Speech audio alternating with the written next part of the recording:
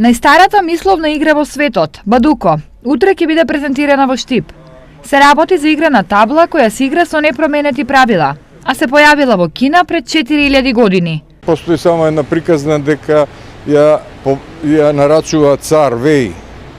Тоа е најстариот кинески цар кој не е крунисан, кај неговите мислители да се направи таква игра која неговите војници, офицери, кога немало војна, да ги сопре да не прават глупости. Компјутерот го поведува шахот, најдобриот шахист веќе 62 година, додека најдобриот го играч е поразен од вештачка интелигенција 2016 година. Во поново време било потврдено дека оваа игра придонесува за развој на интелигенцијата и неа може да ја играат граѓани од сите возрасти. У слободен превод значи игра на заобиколување, што значи дека војската ја асоцира на заробување, опколување и освојување на територии.